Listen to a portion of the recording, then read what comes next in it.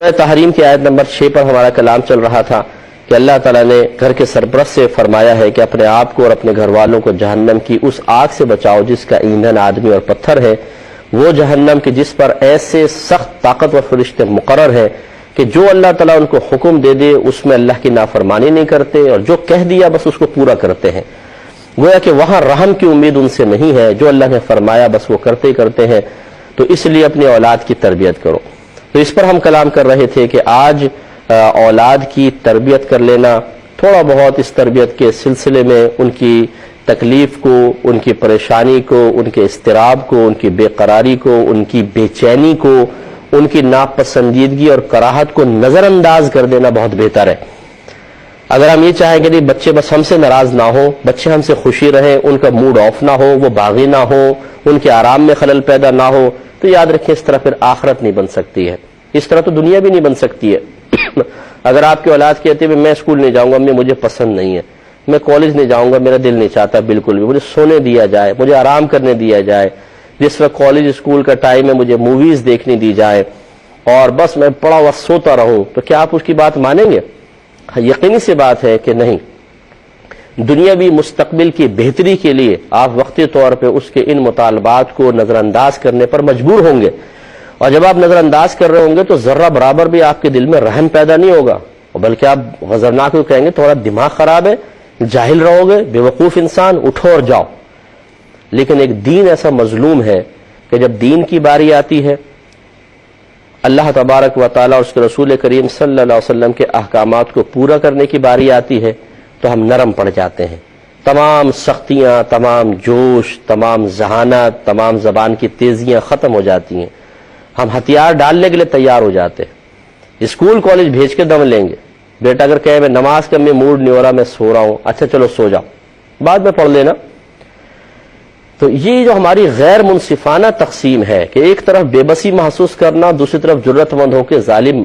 بادشاہ بن جانا، بالکل ظالم سماج بن جانا، یہ سمجھ میں نہیں آتا کہ جب ہم دنیاوی فائدے دیکھتے ہیں تو اولاد کے ساتھ بالکل کمپرومائز کے لیے تیار نہیں ہے، اور جب دینی نقصان دیکھتے ہیں تو مکمل طور پہ اپنے تعاون کا اظہار کرتے ہیں تاکہ یہ ہم سے راضی رہیں،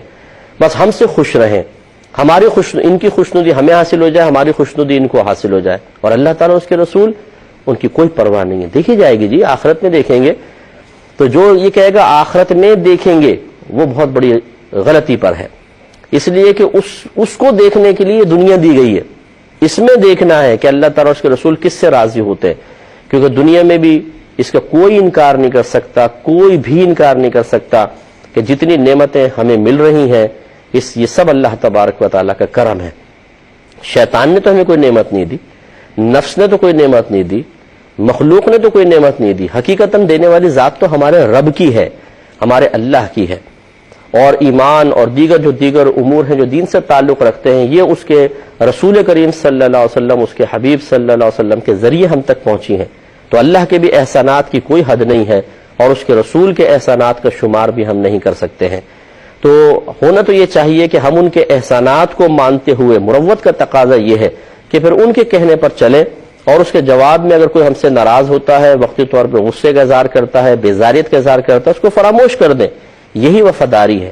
یہی حقیقی غلامی ہے۔ لیکن ہم ایسا نہیں کرتے، تمام نعمتیں کھاتے ہیں، اللہ تعالیٰ کی نعمتیں حاصل کی ہیں اس کے حبیب کریم صلی اللہ علیہ وسلم کے ذریعے، اور جب بات ماننے کی باری آتی ہے تو پھر ہم دنیا کی بات مانتے ہیں، مخلوق کی بات مانتے ہیں، نفس کی بات مانتے ہیں، شیطان کی بات مانتے ہیں، نہیں مانتے تو اللہ تعالیٰ اور اس کے رسول کی بات نہیں مانتے۔ تو تمام جو سننے والے ہمارے بھائی بہن ہیں، آپ ناراض ہم سے نہ ہوئیے گا، ان باتوں کو برا محسوس نہ کیجیے گا، بلکہ تھوڑا سا غور کریں۔ اگر کوئی شخص اپنے اولاد کی تربیت میں کوتاہی کا مرتکب ہو رہا ہے تو اس سے ہماری صحت پہ کیا فرق پڑ رہا ہے؟ ہمیں کیا مسئلہ؟ آپ نے اپنی قبر میں جانا ہے، ہم نے اپنی قبر میں جانا ہے، لیکن ہم جو آپ کو مختلف طریقوں سے سمجھانے کی کوشش کر رہے ہیں، آپ کی خدمت میں درخواست پیش کر رہے ہیں، وہی ایک جذبہ ہے جو جذبہ لے کر انبیاء علیہم السلام دنیا میں تشریف لایا کرتے رہے ہیں، کہ لوگوں کو جہنم سے بچایا جائے، انہیں جنت کا راستہ دکھایا جائے۔ اگر کسی کی توجہ مثبت جانب نہیں ہے، پازیٹیو وے میں نہیں ہے، تو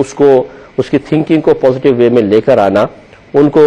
سمجھانا کہ کیا صحیح ہے کیا غلط ہے، اس سے شعور بیدار ہوتا ہے اس سے انسان غفلت سے دور ہوتا ہے۔ یہ انبیاء علیہ السلام کا کام پوری زندگی رہا، ہم بھی اسی جذبے کے تحت آپ کی خدمت میں گزارش کرتے ہیں۔ قرآن کا اسلوب بھی یہ ہے کہ نرمی بھی ہے، سختی بھی ہے۔